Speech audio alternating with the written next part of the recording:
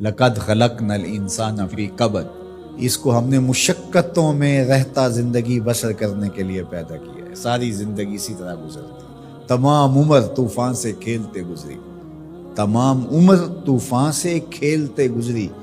نیا کے ڈوبنے کا ڈر بھی رہا، ساری زندگی اس کشمکش میں گزرتی ہے۔ یہ حقیقت انسان اگر قرآن کی اس فکر کے مطابق جو بتایا ہے سمجھ لے تو وہ حالات کی سختیوں کا مقابلہ کرنے کے لیے تیار ہوگا، گھبرا کر کے بیٹھ نہیں جائے گا۔ جن علاقوں میں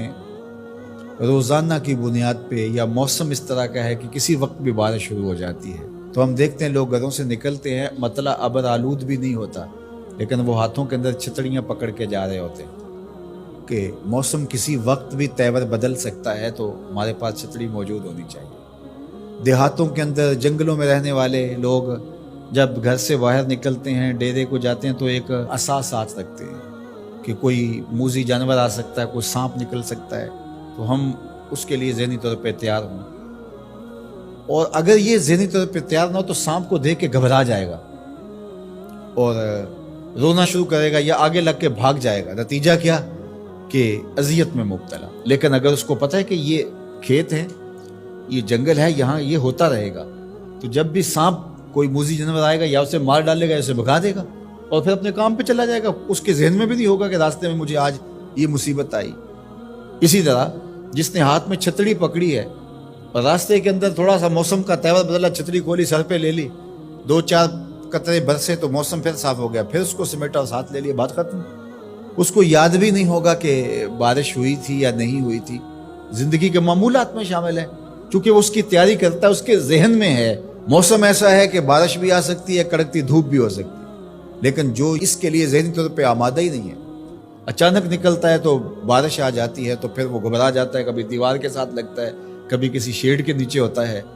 کبھی کچھ کرتا ہے، کبھی کچھ کرتا ہے، اور کپڑے بھگو کے واپس آتا ہے گھر، اور آتے ہی کہتا ہے مجھے گرم دودھ دو، مجھے تو سردی لگ رہی ہے، اس لیے کہ وہ ذہنی طور پہ تیار نہیں تھا،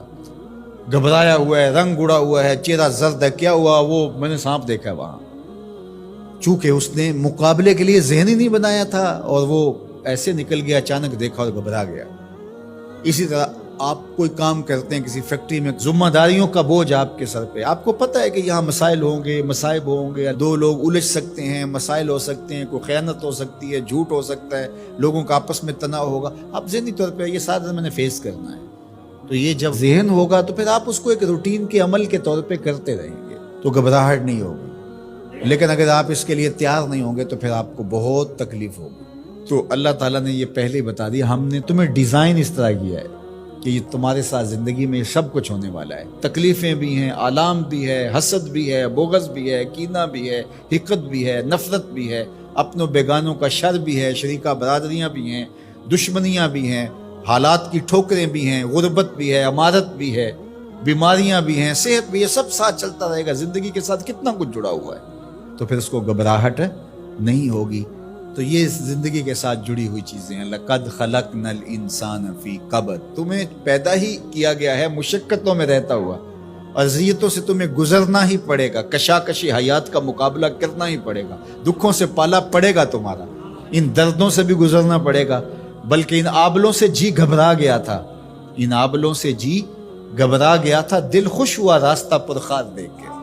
تو وہ تو پھر خوش ہوتا ہے بندہ مشکلوں کے اندر بھی، بندہ مومن کو تکلیفوں پر جو اجر دیا جاتا ہے، اگر اسے پتہ چل جائے تو وہ آرزو کرے کہ تکلیفوں میں ہی رہو۔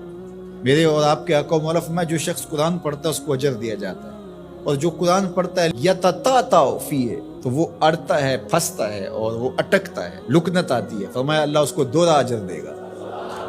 ایک تو اجر اس کو ملا جو قاریوں کی طرح فر پڑھتا جا رہا ہے، اور جو پڑھنا چاہتا ہے لیکن زبان عجمی ہونے کی وجہ سے لکنت پیدا ہوتی ہے تو اڑ کے پڑھتا ہے، تو اللہ ثواب بھی 2 عطا کرے گا۔ اللہ اکبر! تو یہ اللہ کا نظام ہے،